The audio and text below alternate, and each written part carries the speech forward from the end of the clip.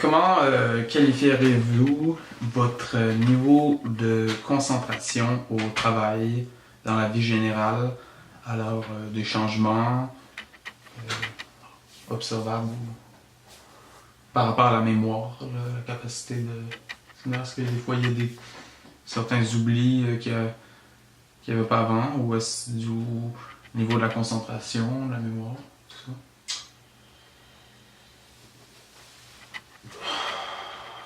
La capacité de concentration, la mémoire et l'oubli est un facteur très fonction de la fatigue. Et au moment où on est fatigué, on enregistre un peu moins. Lorsqu'on a de la fatigue, on peut enregistrer un peu moins les données. Lorsqu'on arrive à ménager le sommeil et que j'arrive à ne pas être fatigué ou n'être pas dans une situation où la fatigue s'accumule, en général, j'arrive à rester assez fin, assez concentré et je retiens pas mal bien les éléments de ce dont je m'occupe assez bien.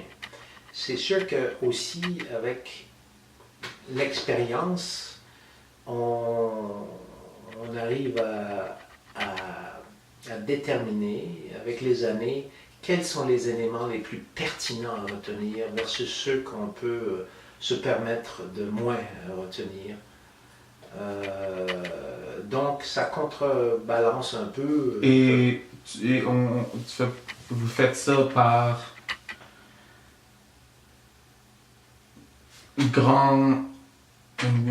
par une grande banque d'expérience, donc de pouvoir distinguer ce qui est oui, alors il y a l'expérience et il y a le fait il y a l'expérience et le fait de relire constamment, de se remémorer constamment.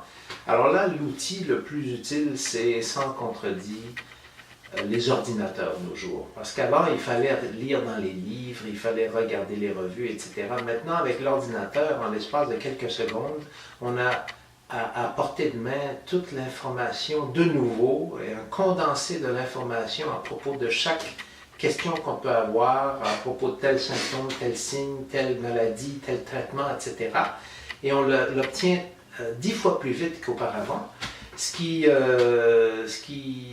a l'air de nous donner accès beaucoup plus souvent aux informations et de garder tout frais en mémoire, les questions pertinentes, etc.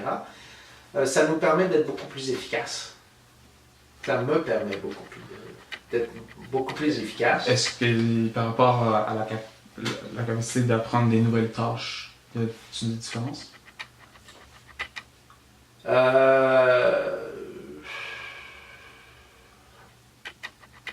Je dirais que c'est une question de motivation, surtout pour moi. Lorsqu'on vieillit et qu'on se rend compte qu'on n'est plus immortel, il y a certains aspects de la vie qui deviennent plus importants pour nous. On ne veut pas les rater. C'est sûr que si je travaille toute la journée en médecine et le soir, peut-être que je veux m'attarder à d'autres aspects de ma vie et ne pas continuer à lire à propos de la médecine et m'enquérir à propos de la médecine. Et donc, étant donné qu'il y a une augmentation exponentielle, quasi exponentielle, des trouvailles, de l'information médicale dans tous les domaines, il s'agit d'être très précis quant à ce qui est important pour notre pratique et choisir ce qui est pertinent et ce qui n'est pas pertinent. Ouais, ok. Alors pour moi, c'est important qu'il y a certains éléments que je trouve très pertinents, puis il y en a d'autres que je trouve moins pertinents, et donc je ne me lance pas là-dedans. C'est sûr que si je commençais, là, je lirais à propos de tout, puis j'essaierais d'avoir un maximum de connaissances. C'est sûr aussi que étant donné que dans quelques années, je risque d'arrêter de faire des soins intensifs, ça me paraît moins urgent à moi d'être au courant d'absolument tout le temps, partout.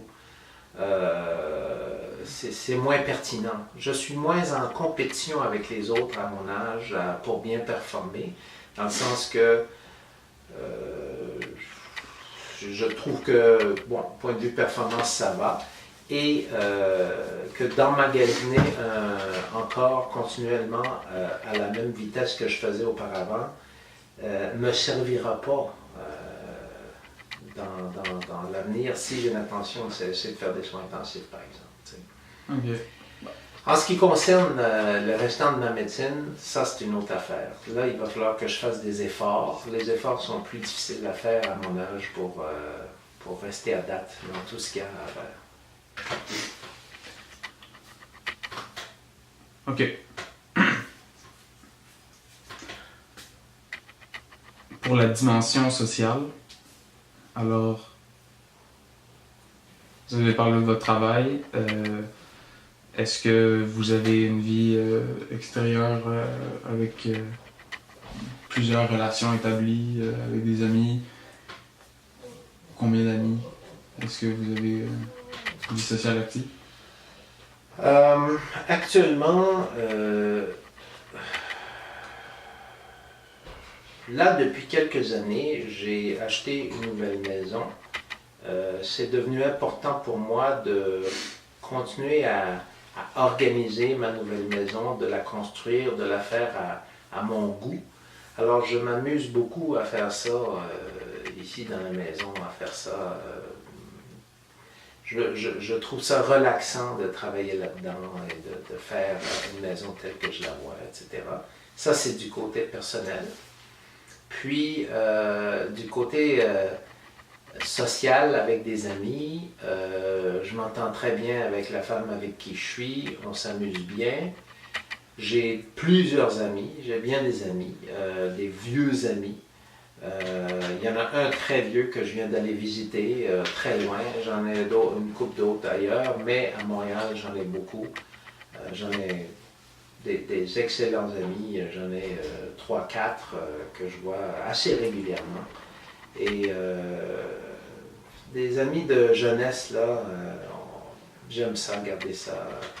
C'est des gens qui me connaissent, et c'est des gens avec qui je me sens à l'aise et je suis bien. Je suis heureux de les voir.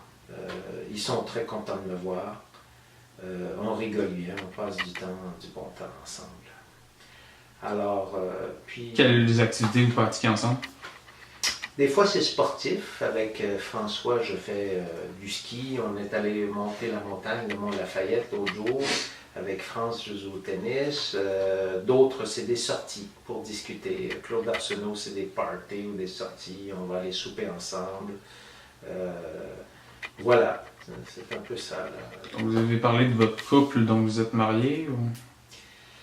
Non, je suis séparé depuis quelques années. Et là, j'ai commencé à vivre avec une autre femme que j'ai connue par la suite. On s'entend très bien. Et puis, on s'amuse très bien ensemble. Et puis, je suis très heureux. Parlez un petit peu de votre séparation. C'est à quel... Pas nécessairement direct, pas dénoncer la cause directe face à la séparation, mais pourquoi amener un changement comme ça à une vie? Pourquoi amener un changement à la vie? Donc, oui, exemple... changement, littéralement changement à la vie, besoin d'un changement dans une certaine sphère de la vie. Oui, bah, je pense que quand on change, c'est qu'on est malheureux là où on est. J'étais pas bien, j'étais pas heureux et j'étais pas bien et j'ai voulu continuer dans la vie que j'avais, mais j'arrivais plus à me sentir bien ou à être heureux de jour en jour. Et je refusais de l'accepter. Et les jours passent? Et les jours passent, je refusais de l'accepter. Puis à un moment donné, je me réveillais sans cesse la nuit. J'ai commencé à sentir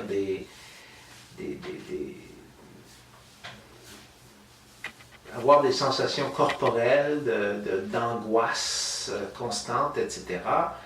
Et c'est mon corps qui s'exprimait, là, j'imagine. Et on ne veut pas. C'est un deuil, c'est un échec qu'on vit. On prend ça comme un échec et on ne veut pas que ça arrive, mais on est plus capable de voir clair et on sent mal, c'est tout, puis on ne voit pas la fin de ça, et jusqu'au jour où on se dit, mais soit je vais